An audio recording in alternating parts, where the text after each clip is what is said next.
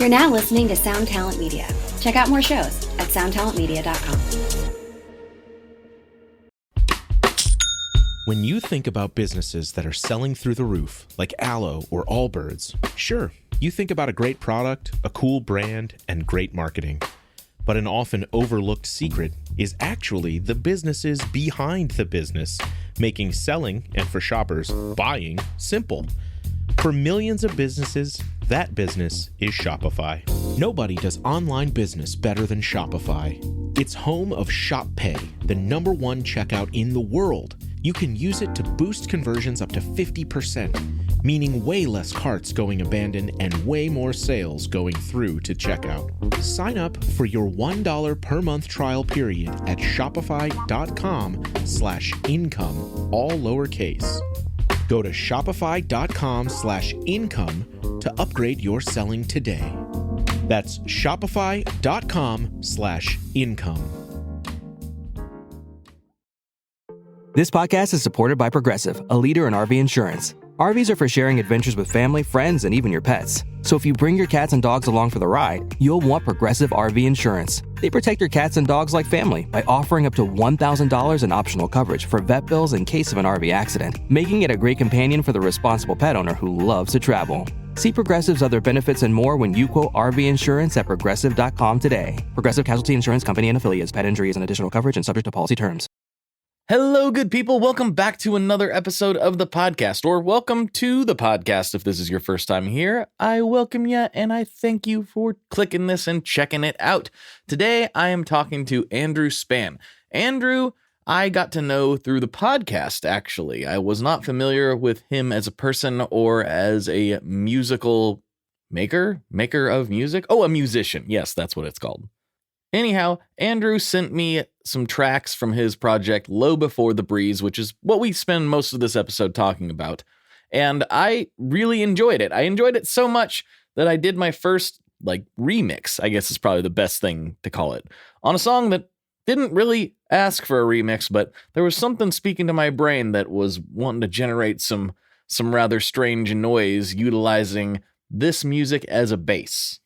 So I did that, and it came out chaotic and fun and cool, and I began following the project rather closely because I was really enjoying what I was hearing. And eventually, Andrew and I were talking via the old Tone Mob text chat, actually, and I said, you know what, you should just come on the podcast. Let's break it down. Let's get on here, let's get on the microphones and get the full story. And so that's what we're doing here. So without further ado, let's get into this one with my dude Andrew Spann from Low Before the Breeze. Here we go.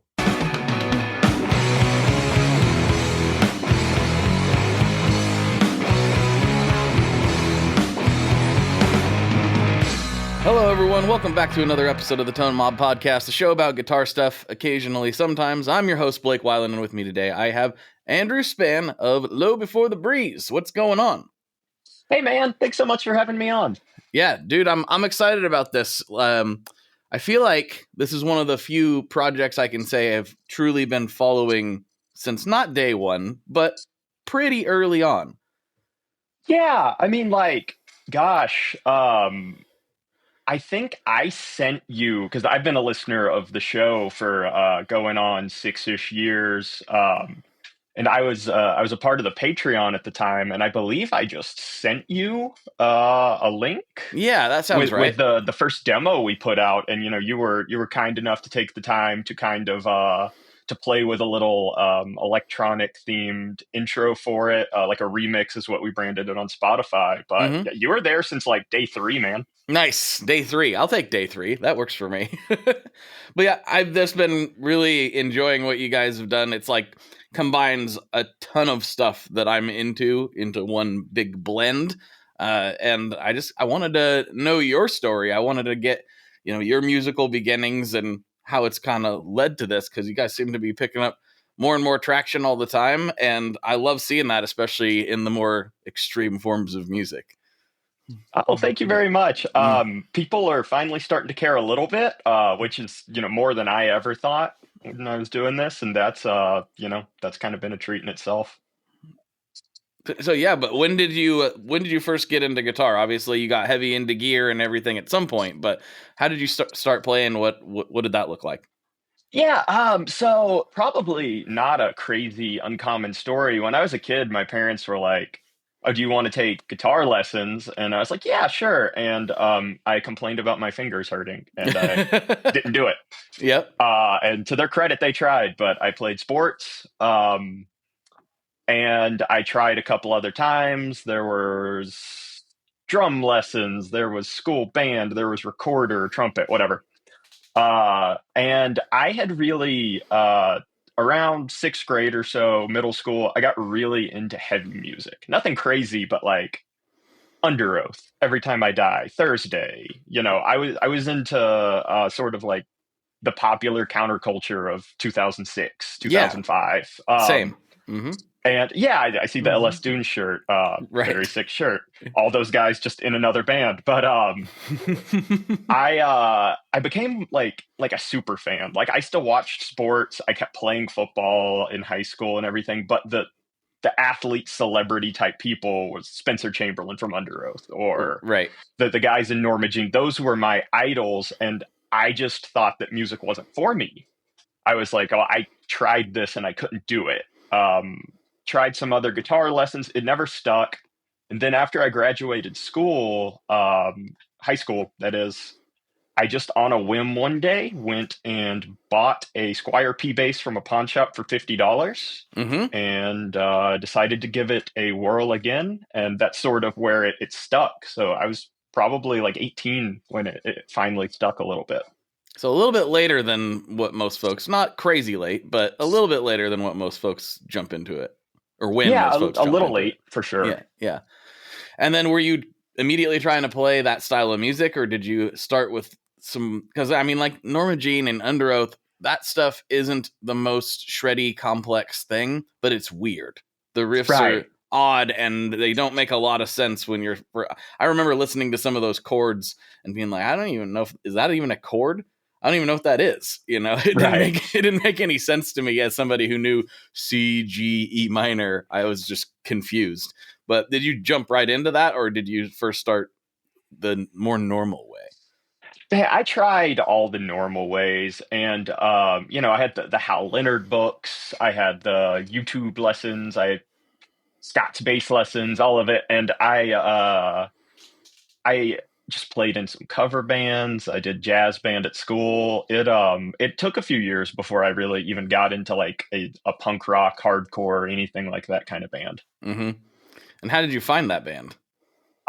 So my first day of college, I'd come from kind of a southern conservative area in high school, and no one liked anything that I liked. I was the weird kid, and at orientation, someone had on a Dillinger Escape Plan shirt, There you go. and guy became my best friend. And about 2 years later, he says, "Hey, me and a guy are trying to start like an old school hardcore band, like a Gorilla Biscuits kind of band. Got You it. want to come play bass?"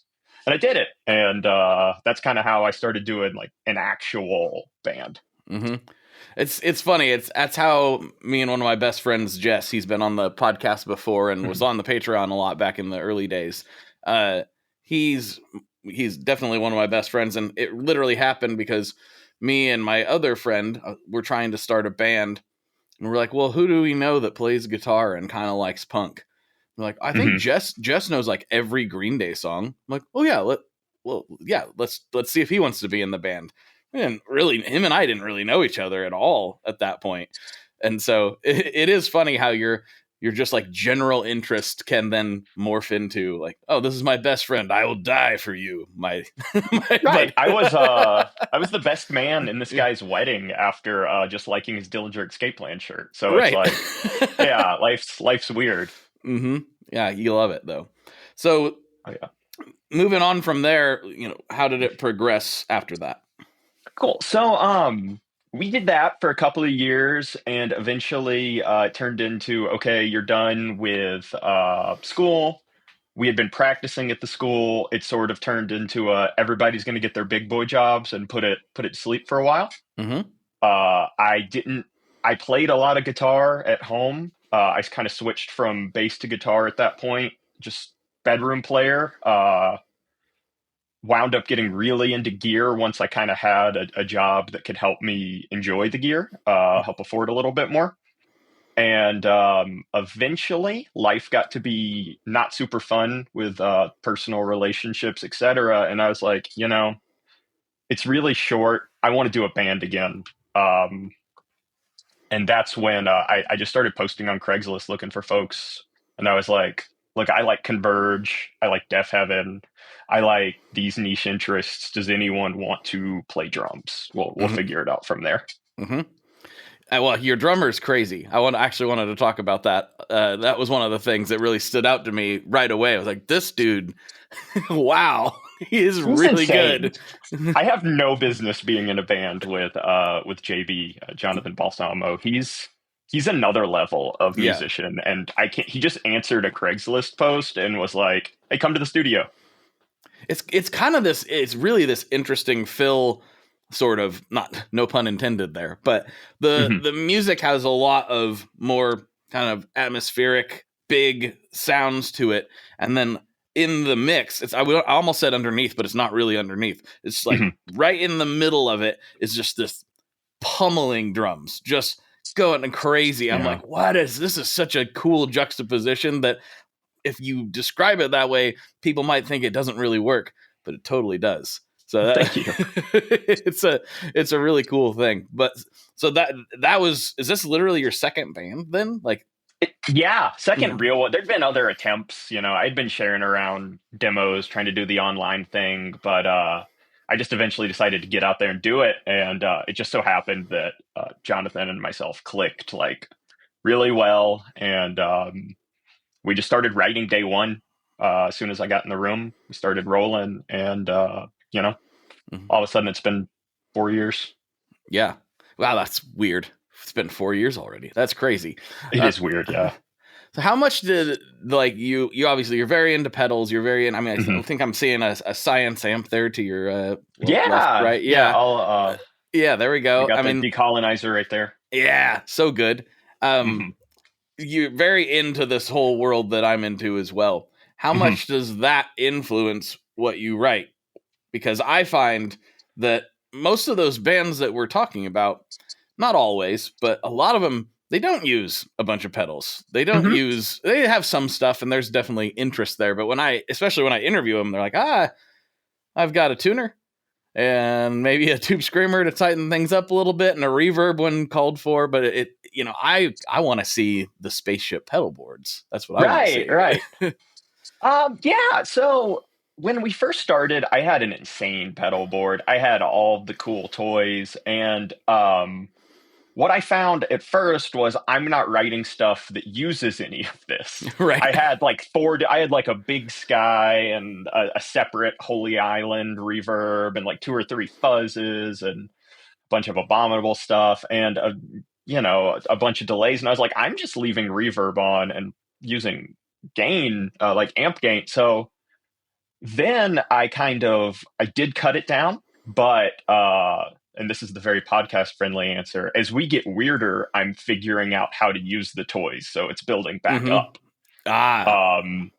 We are getting consistently stranger as a band, much to my delight. So now I've got like vocals, synth, and guitar all running through a quad Cortex. Nice. Controlling like different switching into the Science amp.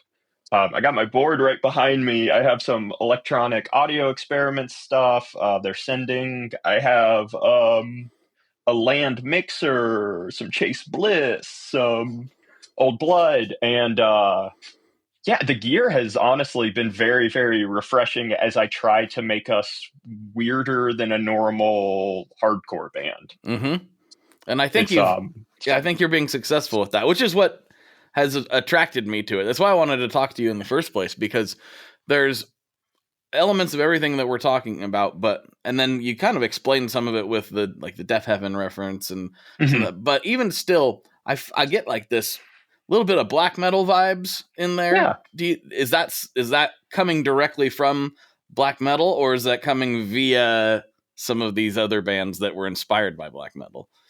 So, a little bit of both. Like I love black metal, but I like the more like esoteric black metal side of things. Like I'm a big like Wolves in the Throne Room guy. Mm-hmm. I'm a big like the really weird stuff like Mama Leak, all that. So there is that influence, but I there's a lot with the genre that I also don't particularly get into. A lot of, especially like the aesthetics of it, are not my thing. Mm-hmm. Just sort of like the very evil lyrics and the very the some of the vocal delivery. I don't know, but the tremolo picking, the big atmospheres, all of it is kind of that black metal tie. Yeah. Yeah. Yeah. Yeah. So that actually gets into something too. The vocals. That's Mhm. mostly you. Mhm. How did you develop that? Because I used to be able to scream pretty well, Mhm. more in the mid-rangey level, and that has completely went away for me. I like cannot do it anymore. I used to be the screamer in the band, and now it's kind of gone. And I'm actually trying to redevelop that. I repurchased the Melissa Cross DVDs here recently, things like that. My Yeah. singing has gotten better. Like I'm a Oh, better excellent. clean singer. My Mhm. screaming is garbage now. So, how is that something you've actively worked on, or do you just belt it out there and go for it? Oh man, this is where I have to thank my parents because around 2006, I was in my bedroom trying to match Zayo songs. Okay. Yep. Uh, but then once you start playing shows, you realize you don't have any breath control. You blow out your voice, and it's just sort of like reps, like you're in the gym. How Mm-hmm. I found it. Just keep the more I do it, the more comfortable I am. And we've just started going on like slightly longer runs, and I'm really just now getting to where I'm not completely hoarse by day 3 or 4. Mm-hmm. Have you looked into like Melissa Cross or any of these people that specialize in uh, like coaching these harsher vocal styles, and or are you just kind of flying by the seat of your pants here? I've taken voice lessons in my life, and I was in the choir in college and like a traveling choir, and I'm interested in the Melissa Cross stuff, but I'm more interested in getting my singing voice a little bit stronger and Mm-hmm. just kind of learning a little more breath control and seeing how that helps the scream. But as Mm-hmm. far as I think sometimes you can get a little bit too correct with those kind of vocals, Mm-hmm. with the harsh vocals, and I sort of like the rawness that I have going on right now. Yeah. Well, if you can sustain it, then more power to you, right? We'll see. If we ever do more than 5 days, I might be out of luck, but we'll see. Yeah. So that is some actually weirdly enough, I hadn't watched this DVD in like 20 years. And so Mhm. she recently offered it for, this sounds like an ad. It's not. I literally bought this with my own money. I I'd been talking about it to different guests and to people just kind of, I'm like, oh man, I want to scream again. And Mhm. I was like, I should get those Melissa Cross DVDs. And I was like, I don't really want a DVD. I don't even have a DVD player. And then Yeah. I saw her post, it's like the 20-year celebration of the Zen of Screaming. You can download it for $20. I was like, oh, sweet, perfect timing. And then I realized most of the DVD isn't even really about that. It's mostly about breath control and Mhm. vocal warm-ups. The vocal warm-ups, I forgot how good they were because I have been practicing them not as often as I thought I would, but I've been practicing them, and I'm Mhm. like, wow, it just makes talking easier. It makes singing normal so much easier, and it's but you feel like an idiot while you're doing them. Oh yeah, I'm sure. That's why I'm glad I'm out here by myself, so it doesn't matter. But you're doing things like stretching your face, like stretching your Interesting. face, like you're like and like listeners can't hear this, but like you literally like open your face really wide and then scrunch Mhm. it up, and then like stick your tongue out really far and run it around in circles and all this crazy stuff that seems like a waste of time. But I don't know, if it's good enough for Randy Blythe, then I think it's probably good enough for me too. Not to. Absolutely. I might go download that if she still has that price going on because that's kind of cool. Yeah, I'm not sure how long it's going. And it is like they just took the DVD and put it in a video file. So it's not quite a Mm-hmm. a modern click around and you can do the modules. It's like you really got to like scrub back and forth and find it. But for $20, all all the information's in there. So that's pretty cool. Yeah, totally. Yeah. So when you are writing this music, like this definitely applies to what we were talking about with learning, where Under Oath and Zayo and some of these bands, they got the odd time signatures, the weird chords, the dissonant stuff. You're obviously pulling a lot of that in as well. What's the writing process look like for you? So I'm gonna preface it with saying that I really, there's a joke that I don't know how to play guitar, and largely that is true. So what I'll usually do is I start writing with the lyrics and I figure out sort of rhythms in my head that I think will fit them. And then I go back and backfill those with actual guitar tracks. Okay, cool. Yeah.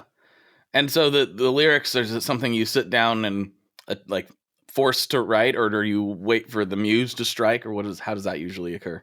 It's usually when I'm running. I run a lot, and I'll wind up just notes app, type it in, and then keep going. And that's sort of, I'll fill up a few pages of just like little lines, and then I can then I'll sit down and I'll kind of flesh that out.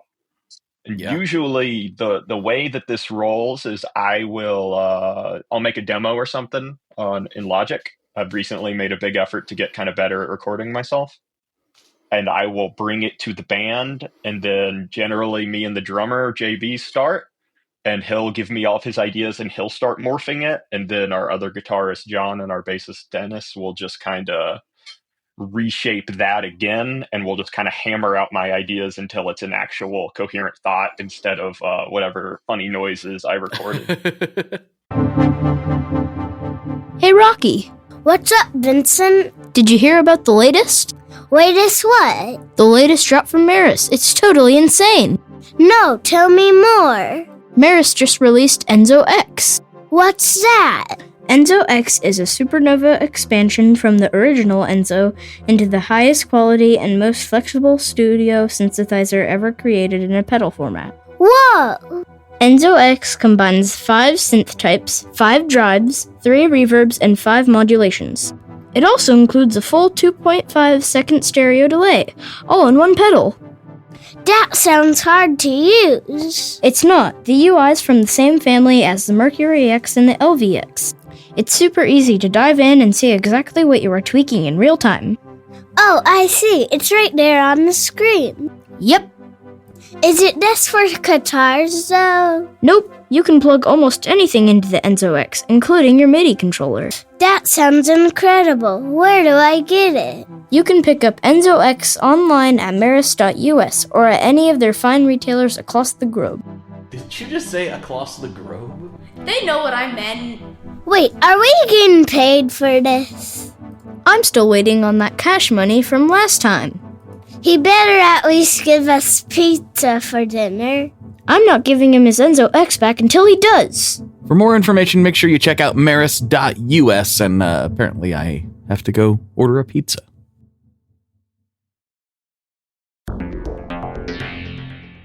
How exactly do artists get their music on Spotify, Apple Music, Deezer, Tidal, all these services? How in the world do you get your music there?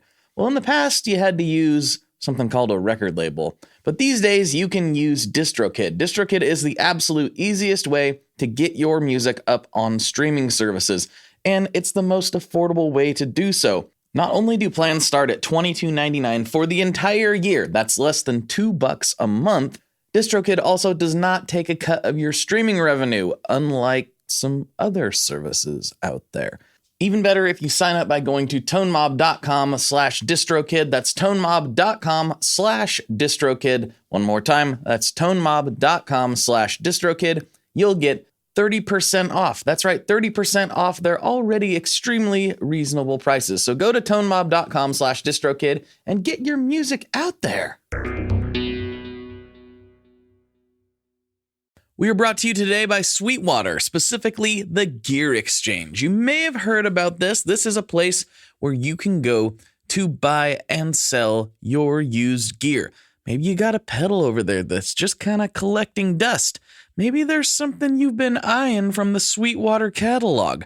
Well, right now is a great time to turn that unused gear into something you're actually going to use. Even better, if you sell on the gear exchange, you can keep 100% of the sale as long as you choose a Sweetwater gift card as your payout method. That is not too shabby because, let's be honest, most of this buying and selling we do is just to fund new gear purchases, and that is a great way to reach a wide variety of customers and keep 100% in your pocket, or rather on your pedal board. So go check out the Sweetwater Gear Exchange and turn that unused gear into something that's actually going to help you write that next huge riff. And the lyrics, when you are writing these out, I'm sure it varies a little bit, but are you trying to express something that's inside of you as far as like an idea? Is it more of an emotional outlet? Are you trying to say something to somebody? Like, where do you pull the inspiration for those things from? Are you trying to, I guess the better way to say that is, are you trying to express yourself, or are you trying to say, like, get a message out to the world? Because sometimes I approach it from like, I'm just trying to express this emotion right now. And there's not really a message behind it other than I'm sad or I'm angry. And then sometimes there's some more direct, like, I'm trying to tell you about this thing. Right. So especially for this record that we have coming out, it's a very firsthand account with some not super fun topics. I experienced a very young dissolution of a marriage, followed by kind of falling into an abusive relationship shortly thereafter. And this is sort of just a document of about 2.5 rough years of my life. So for this instance, it's this is what's happening. And I think like I will probably stay pretty personal experience driven, at least with this project. Just because I know I have a lot to say about some specific interactions, whereas I don't necessarily always feel as qualified to take on larger issues. Right. Not that anyone can't, I just don't necessarily like the way that the words sound coming out of my mouth. Right. But I get it. I'm very confident talking about my own experiences, I guess. Yeah. And yeah, you've posted some of this on social media without any direct like pointing fingers, so to speak. But is that something that you are planning on being a little more clear with, or is it going to come out purely in the musical form? So I'm not trying to ever be sort of the aggressor in these kinds of situations. There is someone that has physically hurt me and been arrested for it that continues to harass me. And Wow. I'm not going to put her name out in the world, but it is something that has caused very many near mental breakdown. That's sort of the statement that you're referring to, is sort of just reflecting on those time periods. Yeah. And, it's I'm not going to get much more specific than that, sort of with the greater public, if anyone, but I'll talk to anybody about it. It's been very, very nice at shows. Just sort of other folks have come up to me and talked about like their experience and how me kind of being vulnerable has kind of led to them feeling more comfortable to share. So that has been something that was kind of unexpected out of this, but yeah, I think about as much that's going to come out is out there. Yeah. Well, and it made me stop and think, for sure. That's not an experience that I have at all, but you almost, from that perspective, you don't typically hear about it. So that's why I wanted to ask the question, because I think it's actually a valuable thing to talk about, because a lot of people think that it only goes one way, and that's not true. Yeah, and it's kind of a slippery slope talking about it, because I don't ever want to be like, oh, he's the men's rights guy. No, exactly. You don't want to be that guy ever.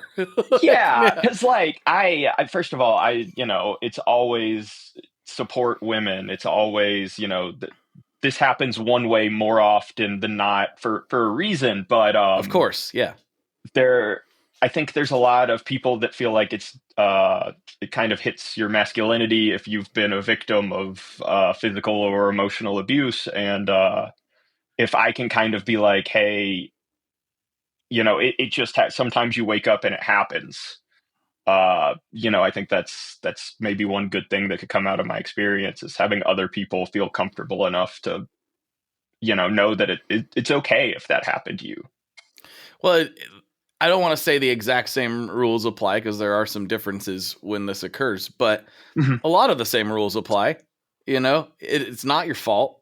And Right. and as a guy, it's in a kind of a weird circumstance where like, what are you supposed to do?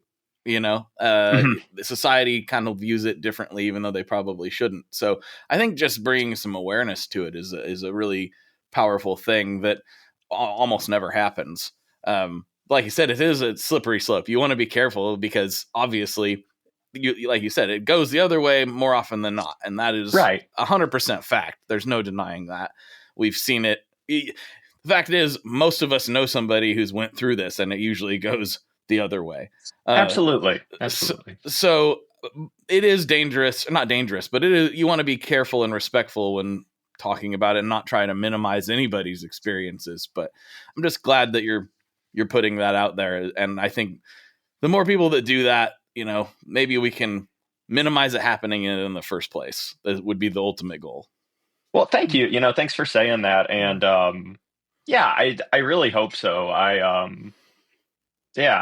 No one should feel afraid of someone that they loved or felt loved by, or it doesn't have to be a romantic situation, but No. it's just a lot of emotions, and I don't want anyone to go through that. Yeah. Well, I think you're processing them, in at least as far as I can see, in the healthiest way possible. That's what Thank you. music's here for, Like, Right. Yeah, yeah, totally. yeah. Does it get? Is it?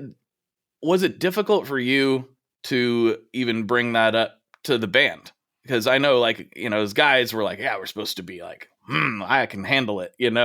Was it difficult to be like, I'm writing about this topic, or did they already know and they kind of just were, yeah, this is what we're doing? How did that go for you?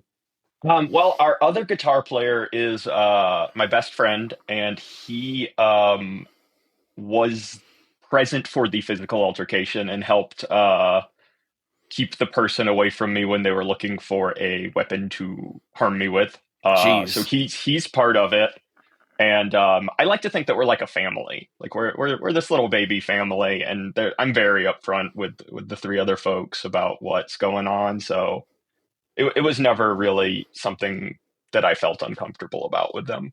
That's good. Yeah. Well, that's a good sign that the band's going to be, not experience some of the typical band drama, hopefully. Right. That you guys are that comfortable with each other. For sure. What so we've talked a lot about your influences, and I Mhm. assume that most of the other members of the band have similar things, but are you all coming from the same scene and the same or similar backgrounds, or do we have some other injections here that maybe I wouldn't see? Yeah, no, it's all over the place, man.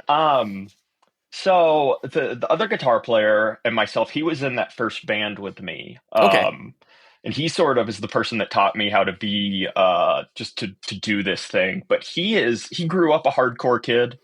He played in some metalcore bands, and he's 3 years older than me. Played in some metalcore bands, but not, he's a country rock guy. Nice. Yeah, he's Drive By Truckers are his favorite band. He loves Leonard Skinner. He loves you know all of that, and I mean so do I, to be clear. But he doesn't listen to as much of the modern heavy stuff that I do, where I'm kind of seeking it out. Um, our drummer is actually 51 years old. No, He's he's about not 20. either. Yeah, he is 20 years older than me. He And does not he look like that he's that much older than you guys. He's taking no, good care of no. himself. Yeah, JB is he's in great shape, and especially like musically, you'd never know. But so he comes at it with like a lot of those like older like 90s death metal kind of stuff, or more of the extreme stuff that's not necessarily is in the zeitgeist now. And then Dennis, our bassist, is actually they're 22 years old. So there's this giant age gap between, there's almost 30 years difference between the two of them.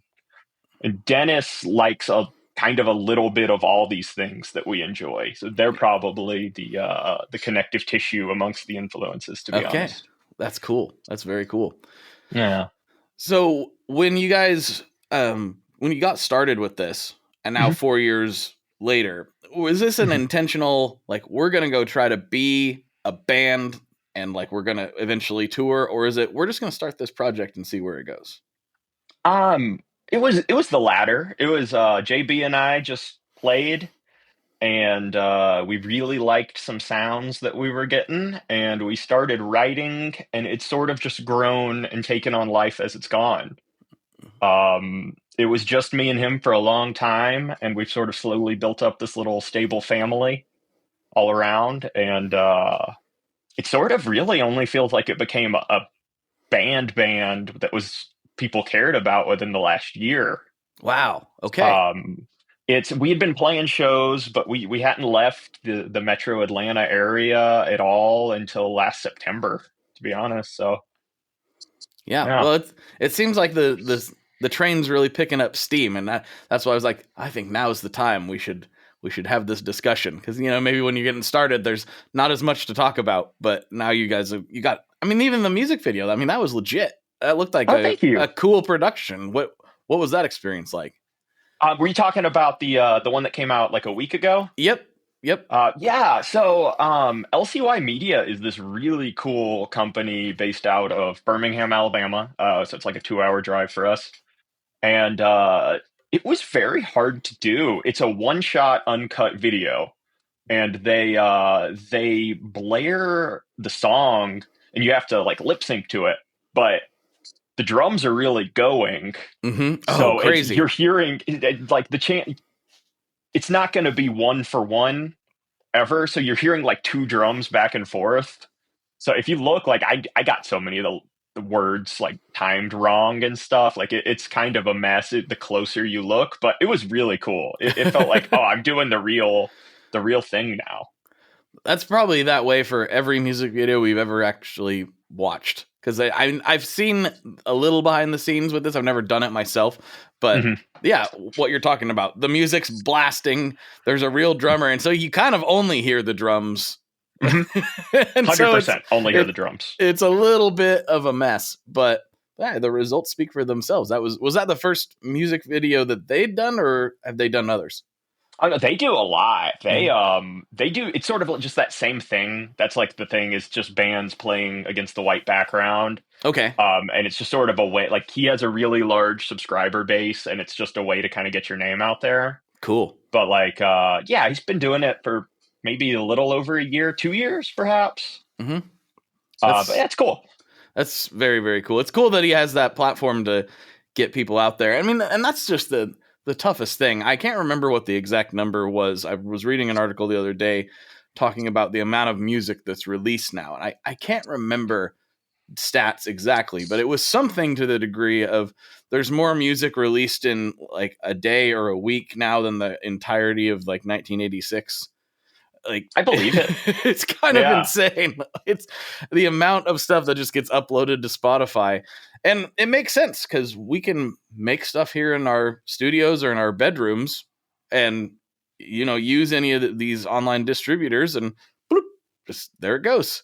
Obviously. And DistroKid, like that, obviously they support the show, but I'm like, I can upload as much as I want. That's kind of insane. That's as much as I can possibly make, I can upload, which is wild to think about. I am also a proud DistroKid user. Love that platform. But yeah, it's like there's a million songs every day. We're at a real oversaturation point, but I think that's as many drawbacks as that brings, like cutting through. It's also really cool that there's that many people being creative at once. Yes. Oh no, I fully agree. I think it's overall a very good thing. It just presents a different kind of challenge, It's easier to break through than ever as far as the amount of physical labor that you have to do. This is the way I've always framed it. I've talked about it on the show a bunch of times. You can't sit here and tell me that it's harder to make music in your bedroom and upload it via your computer than it is to in the 1970s to go in and make a record and then physically tour the entire country in a van. And that's the only way you're getting your music heard otherwise. Right. It's definitely physically easier to do it now, Mhm. but it is harder to cut through the noise. And you guys have managed to do that. You started at like the most DIY scale, and I know you still have a long ways to go for your own Oh, for goals, sure. but I mean, the fact that we're having this conversation right now and the fact that you are able to like make these cool videos and do this, like you're doing some stuff right. What have you found that has been unlocks for you along this journey?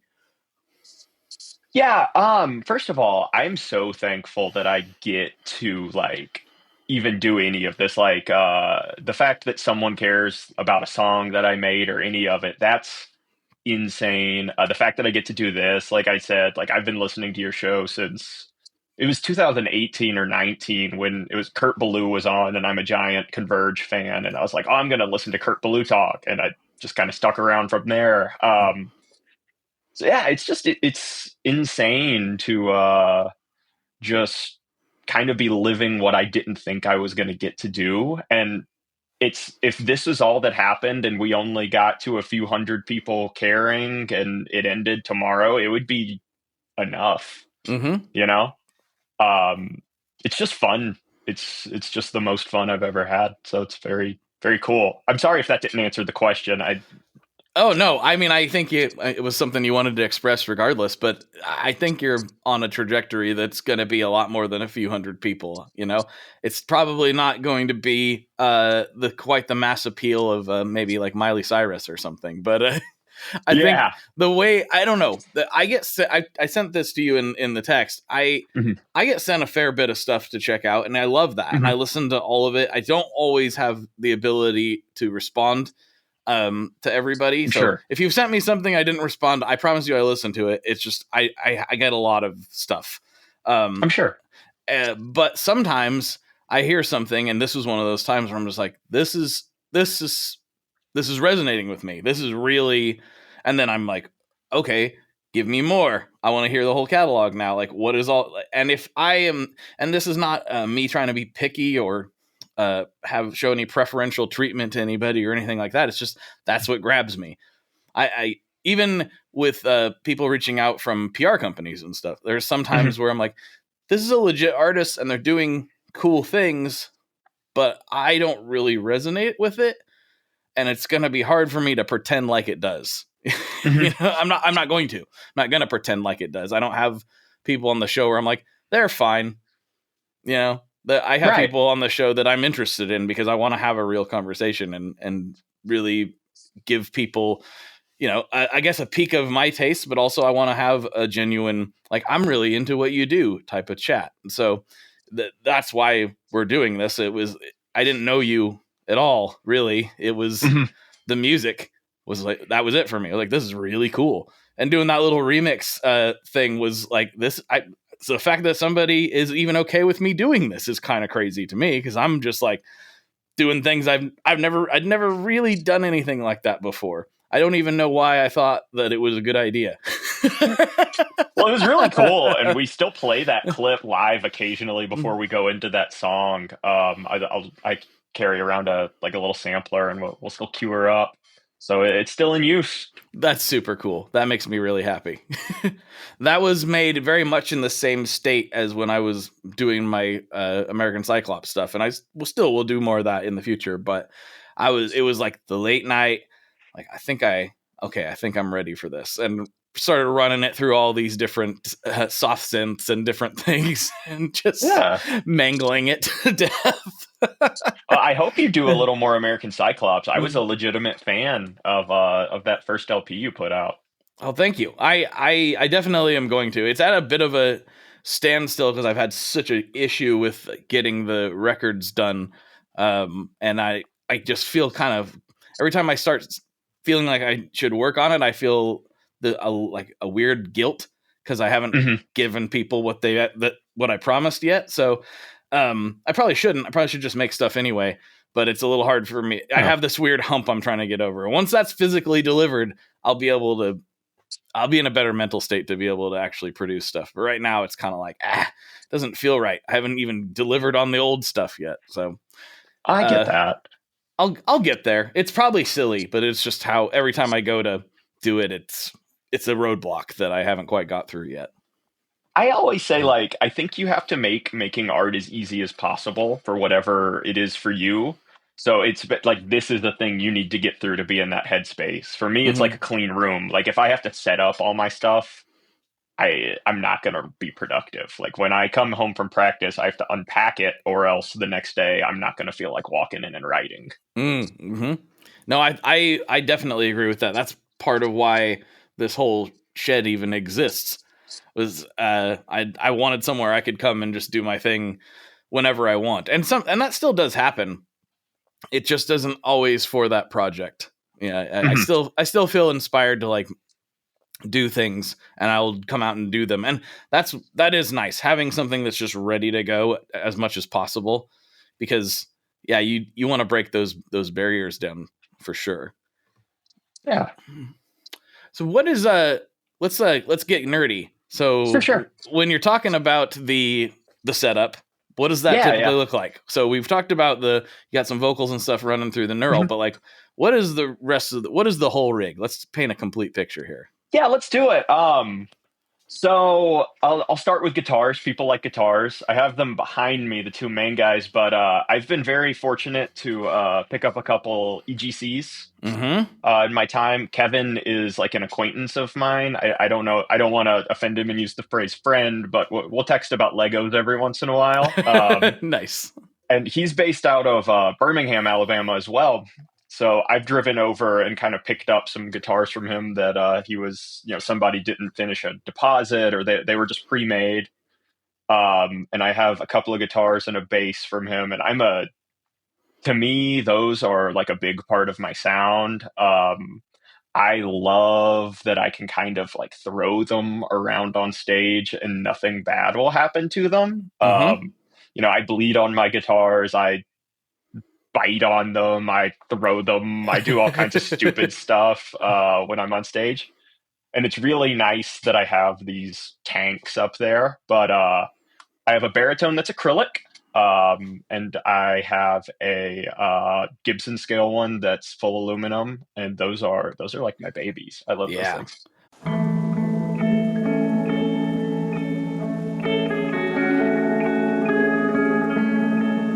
Hello there. I'd like to introduce you to your new best friend, the Chase Bliss Audio Lossy. Lossy is a collaboration between Chase Bliss and Goodhertz. And it's meant to give you some control over those weird digital artifacts that come with very compressed audio. You're hearing it right now. All the changes that are taking place are strictly coming from my playing dynamics.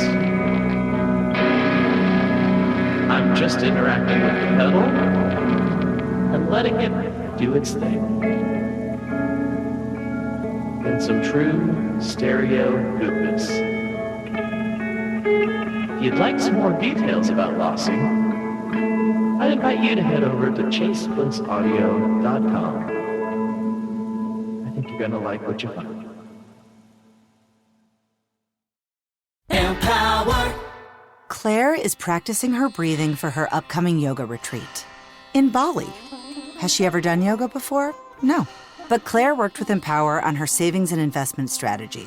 She got good at money, so she can be a little bad. Empower. Invest well, live a little. Join our 19 million customers today at empower.com. Past performance is not indicative of future returns. Investing involves risks. You may lose money. Advisory services are provided for a fee by Empower Advisor Group, LLC, EAG, a registered investment advisor with the Securities and Exchange Commission. Om Namaste.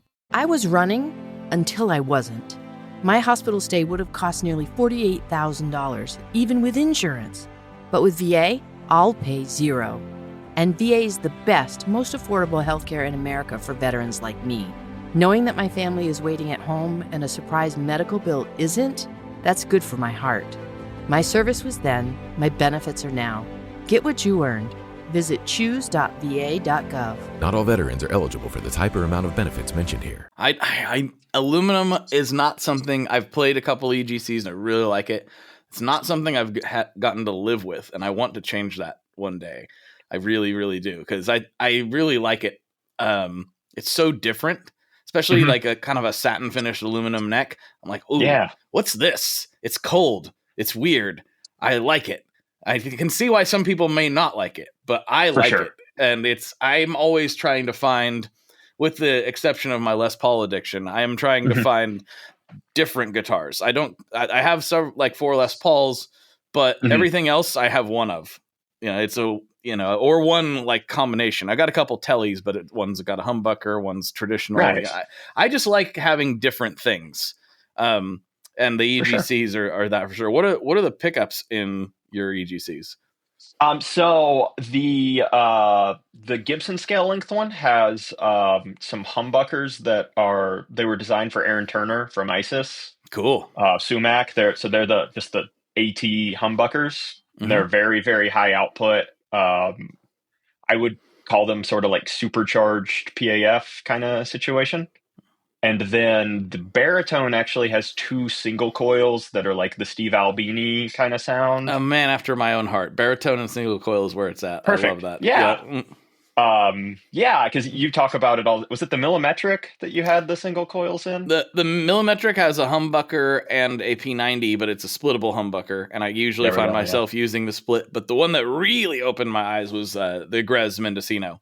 It's got we go. Yeah. Gold foils in it, and it sounds insane. I love that thing so much.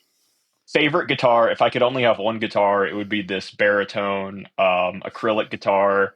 It's got the 2 reverse wound single coils, and they're both in the bridge position. It's so there's no neck pickup, and you can they're in series or parallel, and then each one individual. Cool. That's awesome. Yeah, and that's just perfect sound. I love it. Even for as much like metally stuff as we do, those single coils are perfect. Yeah, acrylic guitars. That's not something I ever thought I would really be into. Yeah, as a kid, I was like, that's kind of gimmicky and weird. I didn't really get it. And then I got a MIJ Dan Armstrong reissue. Well, I didn't. It was actually like Love at First Strum. I played an original Dan Armstrong, and I thought, this is pretty cool. I don't really like it that much. I don't need. I'm like, I like it, but I don't $4,000 like it. Right. Yeah, for sure. And I posted it and I because I thought it was interesting, but that was it. I was like, I'll move on from there. And then Hank, my buddy Hank at Hank's Music Exchange, was like, hey, I got one of the Made in Japan reissues, and I went to his house and played it, and it's better. It's better than the original Dan Armstrong's. It has a better bridge on it. The fit and finish is better. Everything's better about it, and it's like not even half the price. So Made in Japan, Dan Armstrong reissues. There's an acrylic sleeper for everybody. Those things are awesome. That's sick. So highly recommended. But yeah, love that guitar. I play it in drop C, and it's like my main like standard metal guitar, I guess, if that makes any sense. Awesome. So. Do you find that the acrylic body does anything interesting, like resonance wise, in those? It's hard to say, and because it's the only one that I have like a lot of experience with, and I also know that it's a bit of an odd duck because everyone's like, that's gonna be 4 million pounds, and it's the same as my custom, which is on the heavier side, but they're both 9.8 pounds exactly. Oh wow! So they're not that heavy for what they are. They're heavy for some people, but like those guitars, like I've played Les Paul customs that were like 14 pounds. Right. That's heavy. That's ridiculous. But 9.8 is not too bad. And it was weird because the only reason I remember that so clearly is when people would see both of these guitars, they're like, they're so heavy. So I weighed it. I don't ever weigh them unless people make me curious about what it is. Right. And I said, this Ampeg feels exactly the same weight wise. Oh, wow. My calibrated elbow is pretty close because it is exactly the same weight wise. It's funny. But I don't really know if I'm experiencing like the acrylic body doing anything unique or if it's the full combination. They've also got some weird pickups in those things. The electronics has been changed around. So I'm not 100% sure. I just know it has one of the best necks I've ever felt. and Mhm. it just inspires me to just want to riff. So yeah, Cool. love that thing. Yeah, Yeah, I'd love to hear that. So moving on from, and we keep saying EGC as if everybody knows exactly what we're talking about. True. Yeah, Electrical Guitar Company is the name of the builder. Check them out. Kevin makes cool stuff. So Yeah, absolutely. Then we get into the board, which I mentioned. Quad Cortex is kind of the brain, but I run. I'm just looking at it. Sending from Electronic Audio Experiments, V2, the stereo Dark Star from Old Blood Noise, the Chase Bliss Onward. I use that to kind of drone around with, and then there's some drives come in and out, but that's the consistent pedal rig. Yeah. So the neural, this is something I don't think I've actually heard anybody do. So you're Right. using that for multiple different things, but you're also running an amp. Most Correct, people yeah. use that to replace the amp. So how's that configured? So it is a little silly, but so basically I like silly. Silly is good. That's yeah. I move a lot on stage, and I have set up everything on presets on the Neural like it's an effect pedal switcher. So it's controlling all of my pedals and sort of the presets and my amp channels. Okay. As well as like vocal presets, synth presets, everything like that, all in like one little dollar dupe there. But so I'm running sort of the 4-cable method out of the Quad Cortex into my amp head. So it's still all my amp, but I'm able to send like a pitched down drone of the same signal just to the PA. Okay. Like split the signal that way, or like set a vocal loop and send that to the PA, or run whatever through the synths. So I've just sort of created like a little brain out of the Quad Cortex. That's super cool, actually. I love that. That's real fun. That's wow. I've never. That is such a cool device. I sometimes don't give it the credit that it deserves because I'm like, amp modeling. I like real amps, even though I use modeling all the time. But the Quad Cortex. I mean, I've heard of bands using it for multiple players when maybe they have relatively simple rigs on a single unit. And I didn't know it could do that until like a year and a half, 2 years ago, which is crazy. I feel like that thing is way more powerful than just the quote unquote amp modeler that it's known as. I think so. And I still hardly use like what I've seen people online do with it. I just have interesting routing stuff set up. I'm not actually using like a ton of the CPU units available. Mm-hmm. And are you using, when you're saying you're using it on vocals and stuff, is that mostly running the pedals, the external pedals, or are you using effects in the Quad Cortex on your vocals? I'm using pretty much all Quad Cortex stuff on my vocals, just like generally short reverb, short delay, but I'll make a loop, or sometimes I'll add like a little distortion or octave down for like weird spots. We're kind of starting to do a little more of like electronic-y, ambient-y stuff, and Cool. I'll use it more on that stuff to kind of make my voice less human. I like that. That's super cool.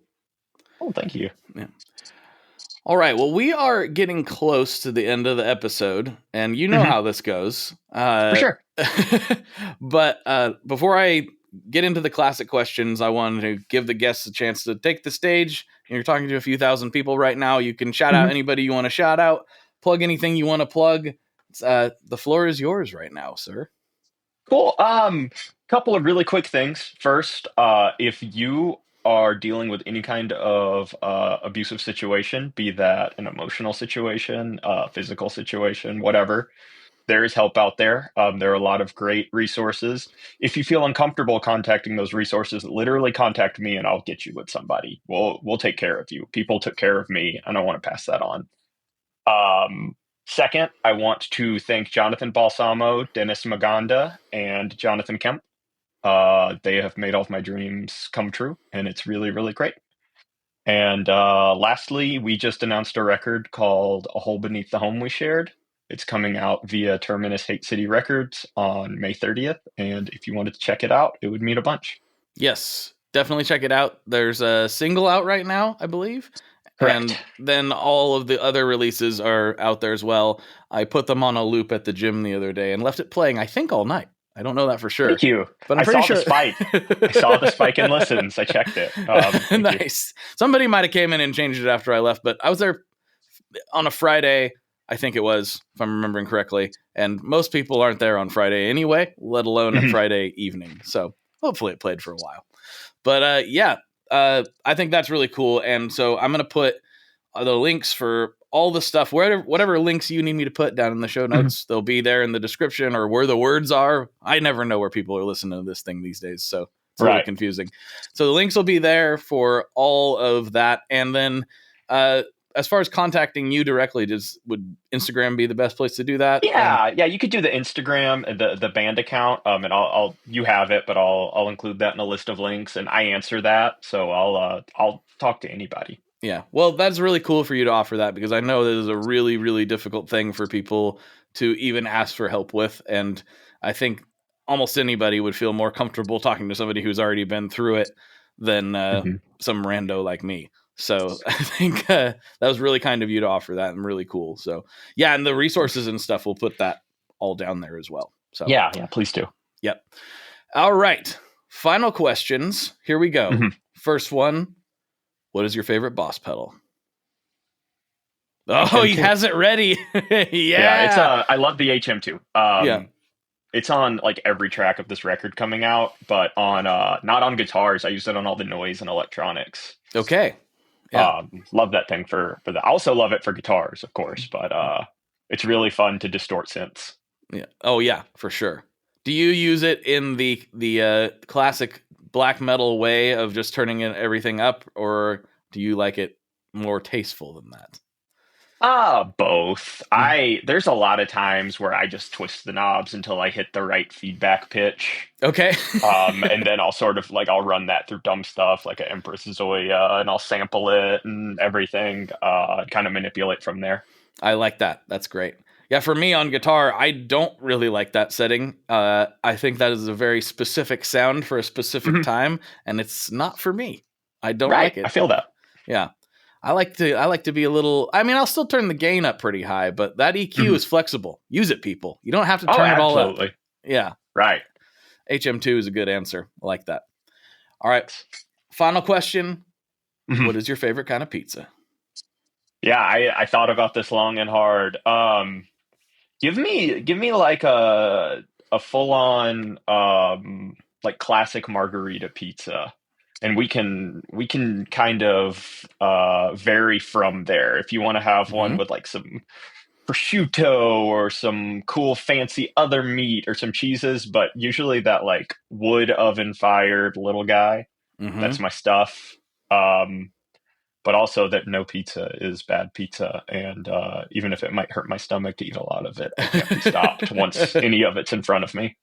I wish I could agree with that, but I've told the story a bunch. But there was a bad pizza place here in town. It's no longer in business. So that tells you how bad it really was in an area, in a specific area in town that grew a lot in popularity and population. It somehow died, even though it was the only spot in town for a while. That's how bad it was. It was not a good place. Yeah. That's honestly impressive. Yeah. I've never had crust that terrible in my entire life. Give me Little Caesars, give me Domino's, give me anything other than whatever that crust was. That crust was an abomination. It was so bad. Jeez. Yeah. But again, maybe you're right, because that place no longer exists. So maybe there is now no bad pizza. The natural selection process of pizza. But do you have a favorite spot in town, or anywhere you want to shout out, or anywhere you've been that's just like that was the one?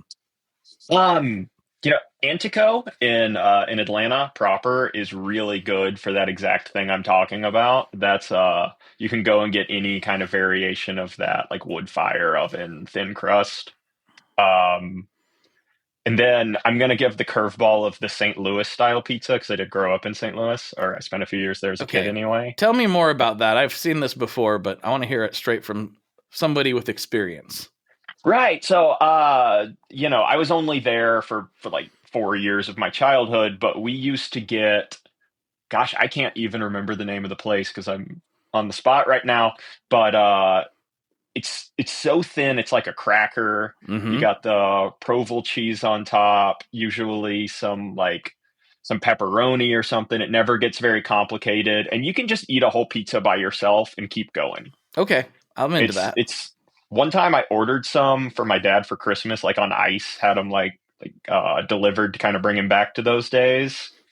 Because that's a thing you can do. But yeah, try some St. Louis style pizza. If you ever find yourself out there, do it. All right, will do. I mean, I when I go to new places, my main goal is to try whatever the regional specialty is because you can't get that here. So whether it's pizza or something else, whatever they're known for, that's the first thing I want to eat while I'm there. So I'll give the St. Louis ribs first, and then do the ribs. Yeah, and then I'll try the pizza. Sounds good. So yeah, that sounds like a plan, man. Well, dude, we'll slide over to Patreon and see what kind of shenanigans we can get into. Does that sound good? Excellent, yeah. All right. Well, for Andrew, this is Blake, and as always, folks, good luck and good tones. Alrighty, folks, there you have it. There's another one in the can. If you'd like to get more behind the scenes and a little more chatting and a little lifting talk, please head over to patreon.com/tonemob, where for $5 a month, you will not only get access to the ad-free feed, you will also get access to the extra episodes that come out every single week, including this one with Andrew. And if you can't do that, I totally understand. If you could share this with somebody you think needs to hear it, it would really mean the world to me. And if you need those resources, they are down in the description of this podcast or in the show notes or whatever they call it, wherever you're listening to it. Where the words are, you will find the links to Andrew's project and also how to get in touch with him should you need to. That was extremely kind of him to offer that as a resource. And I really appreciate him taking the time to tell his story and come on and get into it with me. So yeah, thanks, Andrew. Check out Low Before the Breeze. I think they're fantastic. If you need something a little different in your hardcore life, check them out. I think you're going to like it. Thank you very much for everything, folks. I appreciate you, and I will talk to you on the internet very, very soon.